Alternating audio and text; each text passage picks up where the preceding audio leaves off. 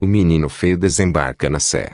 Quando tinha 6 anos, o garoto Simpa já podia se considerar famoso, pelo menos na Vila Mariana. Desde os 5 anos ele zanzava por ali, nas ruas cortadas pela Domingos de Moraes, a mais importante do bairro. Um dia as pessoas viam aquele menino feio oferecendo chocolate baratinho na rua Santa Cruz. No outro, lá estava ele na Sena Madureira, entregando folhetos de propaganda, limpar vidros de carros, engraxar sapatos, empurrar carrinhos na feira, vender limão nos cruzamentos, pedir esmola. Tudo isso ele fez dos 5 aos 13 anos, até o dia em que, ouvindo por acaso uma conversa, resolveu mudar o rumo da sua vida. Com seu jeito de abordar as pessoas, chamando-as sempre de oi simpatia, tinha conseguido não só um dinheiro que levava diariamente para o pai e a mãe, mas também seu apelido. Seus fregueses, os que compravam coisas ou serviços dele, e suas vítimas, os que lhe davam uma esmolinha em troca da triste história de sempre,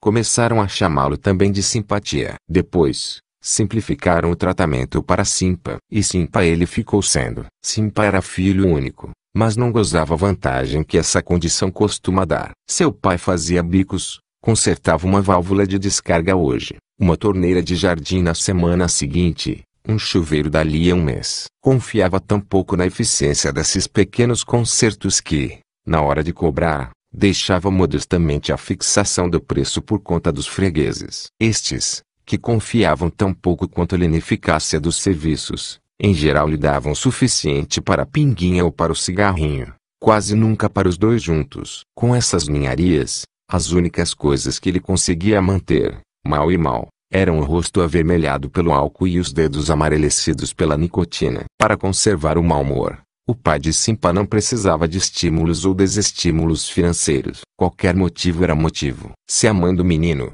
que era costureira e às vezes até ganhava algum dinheiro com isso, pegava uma peça para costurar, ele reclamava. Não gostava daquele barulho da máquina. Aquilo arrebentava os nervos. Mas, se ela parava de costurar, ele virava bicho, porque ela não arranjava alguma coisa para fazer, em vez de ficar olhando para ele com cara de censura. Os dois passavam quase todo o tempo dentro do sobradinho arruinado, pelo qual pagavam, sempre com muitos protestos, um aluguel mais do que mesquinho. A maior distração que tinham era um brigar com o outro. Quando chegava da rua, Simpa, que ficava o dia inteiro ganhando a vida pelo 3, era logo recebido com recriminações e pancadas, fosse quanto fosse o dinheiro que trazia. Se voltava 10 minutos mais cedo, os dois se enfureciam. Por que você não esperou até o pessoal sair dos escritórios? Na melhor hora para vender, você vem para casa. E os dois se enfureciam também se voltava 10 minutos mais tarde. Por onde você andou? Vai ver que ficou gastando dinheiro lá no fliperama,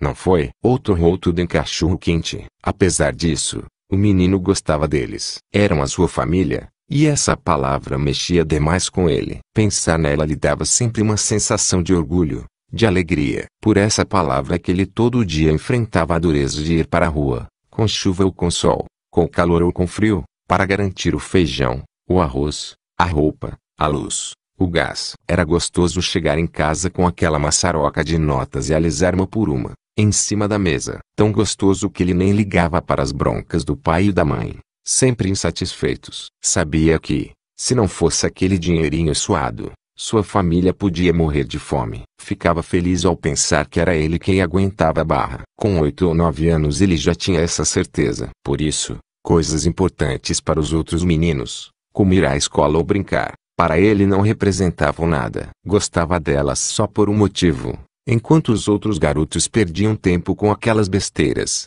ele ficava à vontade para oferecer, sem concorrência, os pequenos serviços e as ninharias que sustentavam sua casa e a sua família. Dedicava-se a esses negócios miúdos como se fosse um grande empresário. Nada tirava sua concentração. Se o trabalho do dia era vender limão num cruzamento, ele era capaz de ficar 8 horas ali, direto, sem perder um farol. Se a jogada era ganhar algum para colocar propaganda nas caixinhas de correspondência, ele não deixava de entregar os papezinhos em nenhuma casa das ruas que lhe indicavam. Trabalhou assim dos 5 aos 13 anos, sem procurar desculpas para não fazer o serviço ou para fazê-lo mal. Era tudo pela família. Só se sentia inquieto, quase triste, quando percebia que os pais mudavam subitamente de conversa ao vê-lo chegar. Mas logo se tranquilizava. Não podia haver nada errado. No dia seguinte voltava ao trabalho com o mesmo entusiasmo, sem descanso, até a tarde em que sentiu de repente uma dor de cabeça tão forte que não resistiu. Quando tudo começou a ficar embaçado na sua frente, achou melhor ir para casa, embora fosse muito cedo e ainda tivesse bastante chocolate para vender. Abriu o portão e entrou pelos fundos, na cozinha, que ficava sempre aberta. Ia pegar um copo de água quando ouviu, na sala, a voz do pai. Imaginou-se um dia ele descobre tudo. Mas vai descobrir como? Só se você contar pra ele, porque eu não vou fazer isso nunca, respondeu a mãe. Nem eu. Você acha que eu sou besta? Se ele souber a verdade, não vai nem querer olhar mais pra cara da gente. Simpa ficou paralisado. Sentia vagamente que, se quisesse continuar feliz como era, devia voltar correndo para a rua. Mas permaneceu ali, sem ação, ouvindo a conversa que ia modificar seu destino. 5 minutos depois, cego de dor de cabeça, de ódio e de lágrimas, ele atravessou o portão do sobrado pela última vez. Sabia agora que todos aqueles anos tinha passado fome e frio, enfrentado sol e chuva, levado pancadas e broncas por uma palavra falsa. Família não queria dizer nada. Ele não tinha família. Seu pai e sua mãe tinham sido 2 mendigos que morreram num acidente quando ele era ainda um bebê. Não era isso que ele tinha ouvido. Depois ele havia ficado com um casal que o tomava alugado com maior frequência. Era isso que ele tinha escutado. Não era. E nunca mais, enquanto existisse, ia querer ouvir falar de família. Aqueles 2 malditos podiam morrer sem um pedaço de pão, que ele não ia se importar. Depois de andar algum tempo sem rumo, pensando se tudo aquilo não podia ter sido uma alucinação, finalmente decidiu, ia morar com os meninos de rua, na Sé. Quando entrou no metrô, levava nos bolsos toda a sua riqueza, os chocolates que não tinha vendido e o dinheiro que pela primeira vez não havia passado ao casal de exploradores. 20 minutos mais tarde, ele já estava caminhando pela rua 15 de novembro. Achou bonitas todas aquelas bandeiras do Brasil hasteadas nos prédios. Se não tivesse faltado a tantas aulas para poder negociar bugigangas na rua, saberia que era dia da bandeira. Perto do Largo São Bento, viu 2 meninos que conversavam animadamente numa esquina. Aproximou-se deles e ficou olhando. Eles retribuíram o olhar, amistosos. Se desconfiasse que os 2 estavam imaginando que ele bem podia ser o terceiro da família, talvez tivesse ido embora. Naquele instante, família era a última palavra em que pretendia pensar. Nunca mais ia querer uma ligação tão forte. Meia hora depois, Bifinho e Sujinho tinham mostrado a ele uma boa parte do agitado território em que viviam já fazia algum tempo. Haviam explicado também que tinham inimigos e, por isso, costumavam mudar o lugar onde dormiam, para não facilitar. Simpa viu 2 garotos conversando na esquina. Aproximou-se deles e ficou olhando. Depois que Simpa contou resumidamente sua história, os 2 estavam pensando no melhor jeito de convidá-lo a ficar, quando ele, já um pouco menos ressentido, se antecipou. Posso morar com vocês? Eram 3,